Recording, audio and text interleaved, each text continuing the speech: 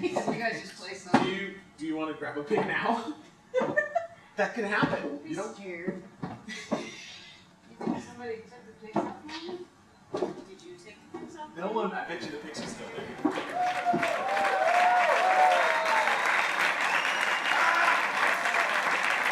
These are my best friends in the world, and they're my favorite musicians at the same time. So when we couldn't play, it was a heartbreak. So anytime we have the opportunity to do so, we feel lucky.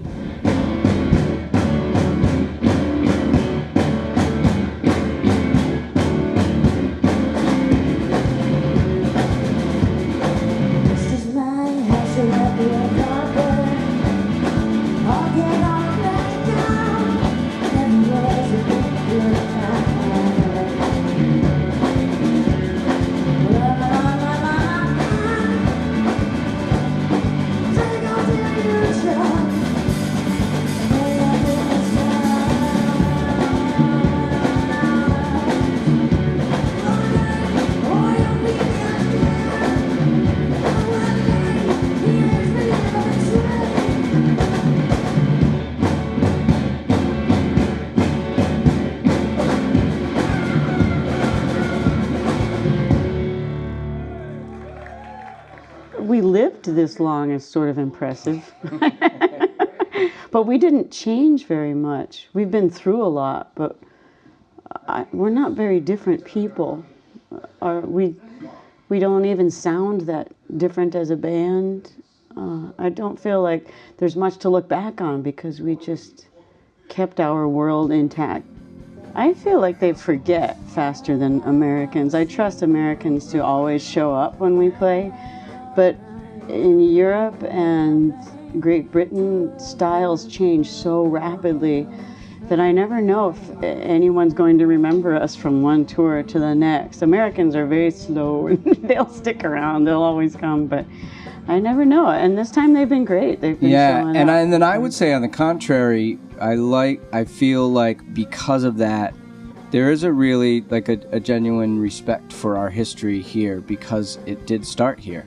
You know, the first record didn't come out in the States. It was only an import.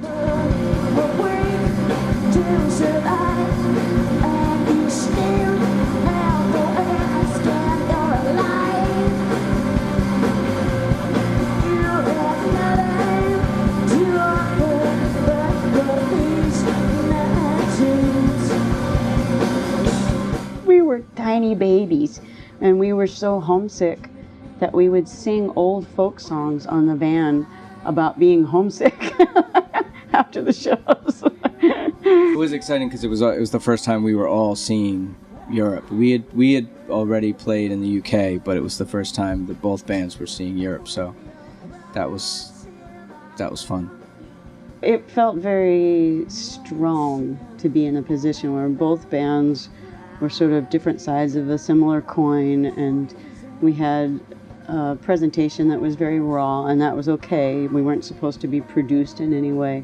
That was a good position to be in. I think after that, more production was expected of us, both in the studio and live, and that's unfortunate.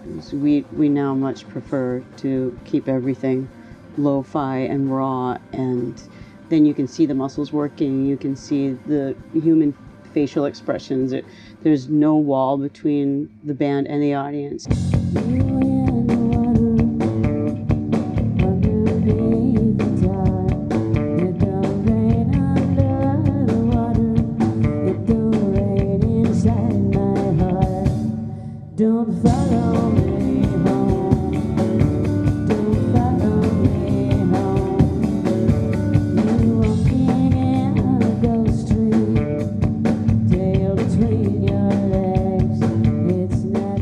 Whenever you have an emotion that's too far gone for you to embrace within your skin, and you see it resonate somewhere, especially for me in sound, because it's a barrage, it actually bumps into you. A painting doesn't bump into you, a dance doesn't bump into you, but sound blasts you. And when the emotions that are trapped within you, because you don't want them to match in sound, it's like a religious experience, and it seems to be how people respond when they respond the right way. You know, we're not for everybody. We're never going to be for everybody. But the people to whom we matter a lot.